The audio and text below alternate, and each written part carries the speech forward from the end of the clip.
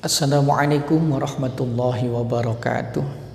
Bismillah, alhamdulillah, wassalatu wassalamu ala rasulillah Sayyidina Muhammad ibn Abdillah, amma ba'du. Anak-anak Bapak yang Bapak sayangi dan Bapak banggakan, bertemu lagi kita dalam pembelajaran pendidikan agama Islam. Walaupun dalam situasi daring, mudah-mudahan anak-anak tetap semangat. Bagaimana kabar anak-anak sekalian? Sehat tentunya, mudah-mudahan tetap sehat, jaga kesehatan, jaga pola hidup yang sehat.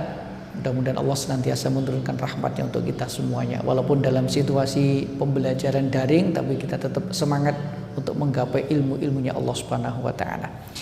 Baik, pada pembelajaran kali ini kita akan belajar bab 2 tentang iman kepada Allah Subhanahu wa Ta'ala.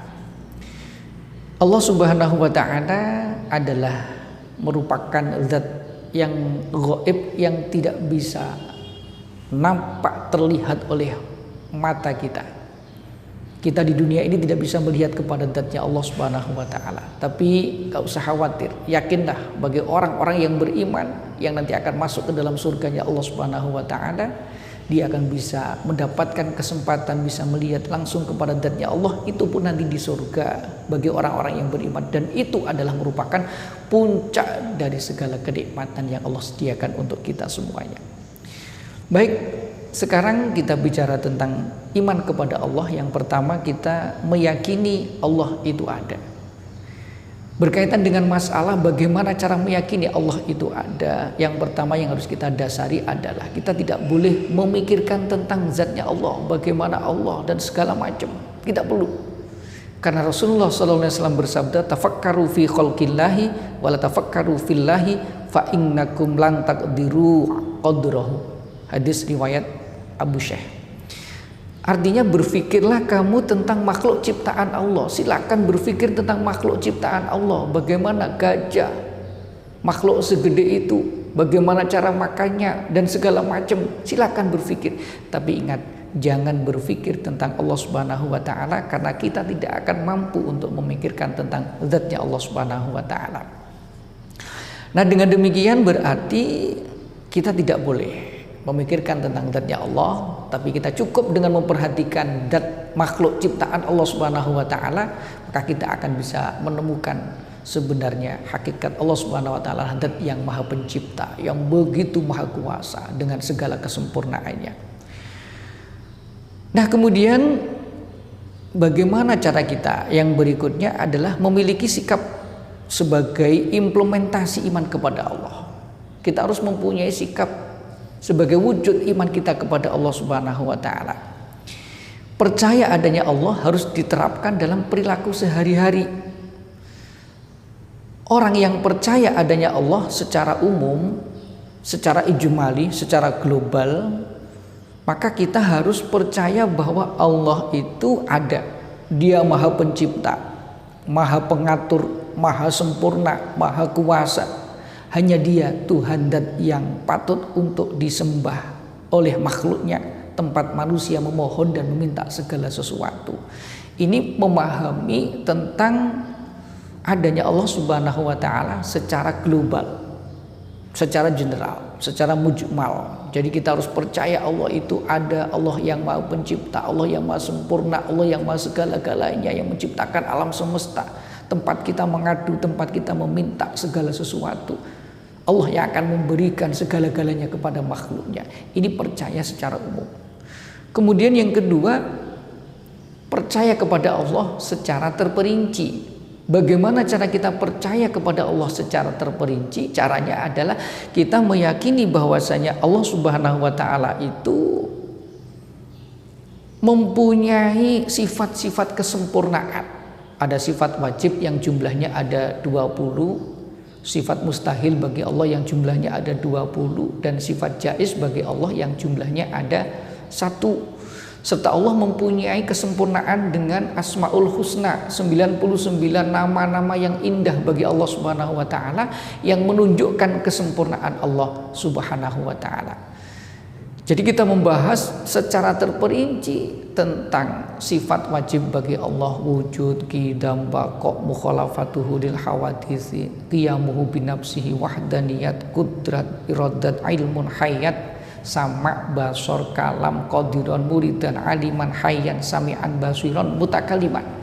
20 sifat kesempurnaan Allah ini harus kita bahas secara terperinci. Allah wujud, Allah qidam, Allah baqa, Allah mukhalafatul hawadisi, dan ini tentunya pembahasannya tidak di sini. Tapi intinya cara memahami Allah secara terperinci, kita pahami Allah itu mempunyai sifat kesempurnaan yang jumlahnya ada 20. Dan Allah juga punya sifat mustahil yang jumlahnya juga 20, adam, hudud, fana, dan seterusnya. Dan Allah punya sifat jaiz satu, apa itu? Fi'lu mumkinin au tarkuhu, melakukan segala sesuatu itu terserah Allah Subhanahu wa taala atau meninggalkannya. Jadi Allah terserah mau menciptakan dunia atau menciptakan makhluk segala macam, itu kehendak Allah Subhanahu wa taala. Fi'lu mumkinin au tarkuhu, melakukan segala sesuatu yang mungkin atau meninggalkannya, itu sifat jaiz bagi Allah yang merupakan sifat kesempurnaan Allah Subhanahu wa taala. Kemudian Allah mempunyai asmaul husna, nama-nama yang indah. Ya, nama-nama yang indah. Ya Allah, ya Rahman, ya Rahim, ya Malik, ya Kudus, ya Salam, ya Mukmin, ya Muhaimin, ya Aziz, ya Jabbar, dan seterusnya. Kalau kita bahas satu persatu, ini luar biasa panjangnya pembahasan ini, karena kita memahami Allah Subhanahu wa taala dengan secara terperinci, meyakini adanya Allah dengan sifat-sifat kesempurnaannya, sifat wajibnya, sifat mustahilnya, sifat jaiznya, dan nama-nama yang baik bagi Allah, asmaul husna. Nah, kemudian bagaimana kita mengerti makna iman kepada Allah Subhanahu wa taala? Seorang muslim harus memahami makna iman kepada Allah, yaitu percaya kepada Allah dengan sungguh-sungguh, dengan cara diucapkan dengan lisan. Aku beriman kepada Allah Subhanahu wa taala, dibenarkan di dalam hati. Hati membenarkan iman kepada Allah Subhanahu wa taala dan diamalkan dalam perbuatan. Kita melakukan sholat itu bentuknya karena kita iman kepada Allah Subhanahu wa taala. Di bulan Ramadan kita puasa karena ada iman dalam diri kita. Orang-orang yang tidak ada iman tidak mungkin dia akan melakukan puasa. Kenapa? Karena puasa itu lapar, capek, haus, dan segala macam. Sholat itu capek, apalagi sholat subuh, masih ngantuk, kondisinya masih gelap, tapi kita karena ada iman kepada Allah Subhanahu wa taala tertancap dalam hati, maka kita mau melaksanakannya. Jadi ini dalam rangka implementasi pelaksanaan iman kepada Allah Subhanahu wa taala, diamalkan dalam perbuatan, diucapkan dengan lisan, diyakini dalam hati, dan diamalkan dengan perbuatan. Nah, kemudian seseorang muslim itu juga harus yakin dengan bukti-bukti ciptaan Allah Subhanahu wa taala. Memperhatikan ciptaan Allah. Ini bukti adanya Allah Subhanahu wa taala. Di antara bukti-bukti itu, yang pertama, bukti adanya Allah dibuktikan dengan ayat-ayat Allah. Allah Subhanahu wa taala berfirman dalam surah Al-Baqarah ayat 163, "Wa inahukum ilahu wahidun la ilaha illa huwar rahmanur rahim." Dan Tuhan kamu adalah Tuhan yang Maha Esa. Tidak ada Tuhan kecuali Dia, yang Maha Pengasih lagi Maha Penyayang. Dari ayat ini membuktikan bahwasanya Allah Subhanahu wa taala itu ada melalui ayat-ayat ini, dan masih banyak lagi ayat-ayat di dalam Al-Qur'an yang menjelaskan tentang bukti adanya Allah Subhanahu wa taala. Kemudian yang kedua, dengan memperhatikan kejadian alam semesta. Alam semesta ini merupakan bukti yang paling sederhana yang membuktikan bahwasanya Allah itu ada. Alam semesta ini tidak ada dengan sendirinya. Bim salah bim, ada kadabra kemudian ada alam semesta. Tidak, pasti ada yang menciptakan. Gak usah jauh-jauh kita melihat papan tulis ini, tidak ada dengan sendirinya. Ada tukang yang membuat papan tulis. Bangunan ini ada karena ada tukang yang membuat bangunan ini ada. Demikian juga alam semesta ini ada karena ada Allah yang menciptakan alam semesta. Tidak ada dengan sendirinya. Ini bukti yang ada di sekeliling kita yang bisa kita jumpai setiap hari tentang adanya Allah Subhanahu wa taala. Kita melihat keanekaragaman ciptaan Allah, alam semesta ini.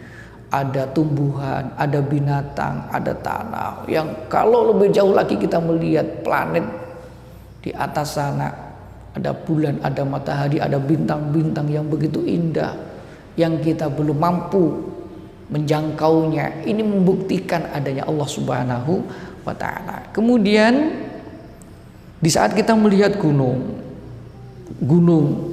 menjulang dengan tingginya, sungai terbentang begitu panjang, kemudian keindahan alam sekitar kita, kita harus hubungkan dengan iman, keyakinan kita kepada Allah, zat yang maha pencipta, yang sempurna ciptaannya, tidak ada cacat sedikit pun.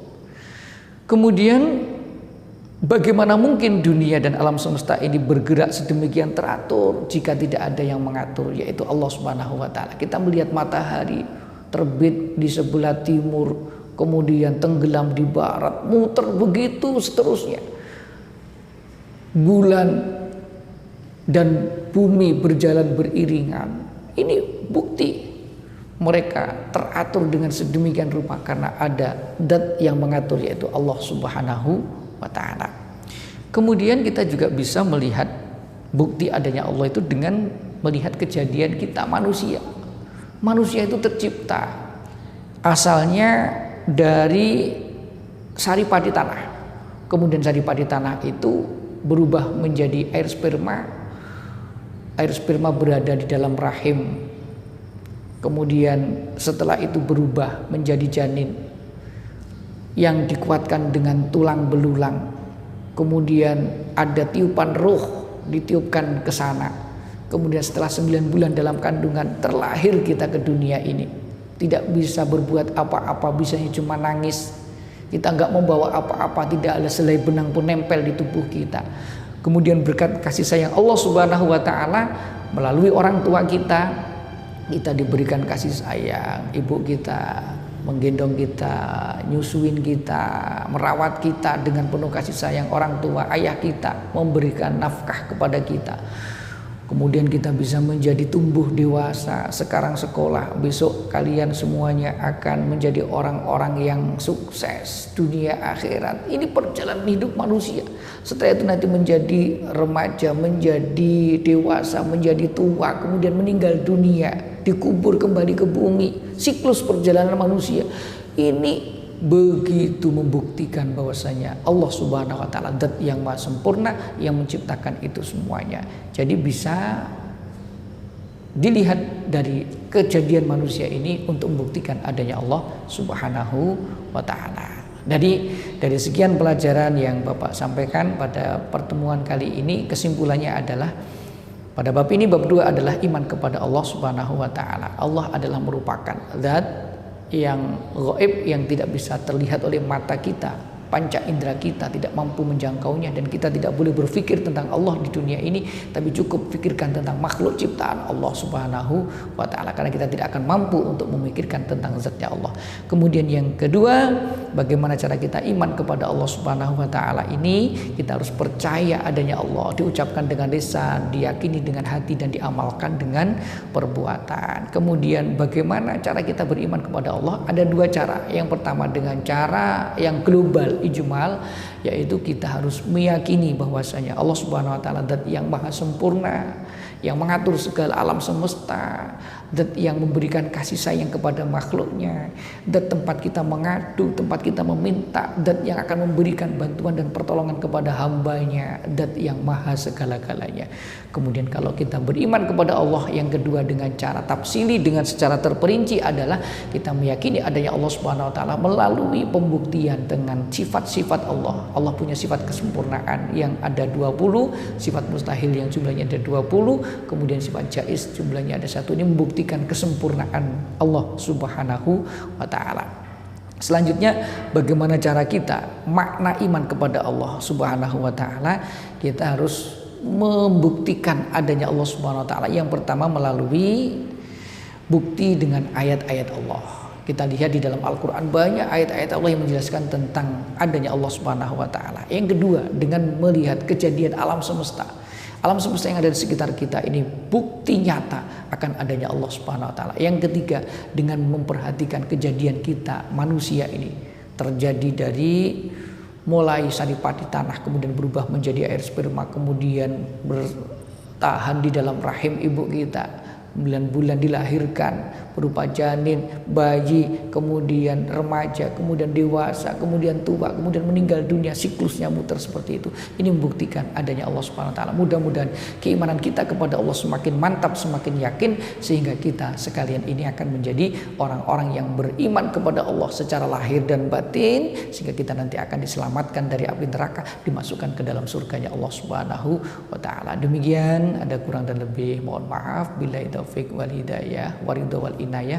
Oh ya, tugas anak-anak untuk kali ini cukup memahami materi ini. Kemudian pertemuan yang akan datang nanti kalian ada latihan yang akan Bapak berikan. Demikian, kurang lebih mohon maaf. Billahi taufik wal hidayah. Wassalamualaikum warahmatullahi wabarakatuh.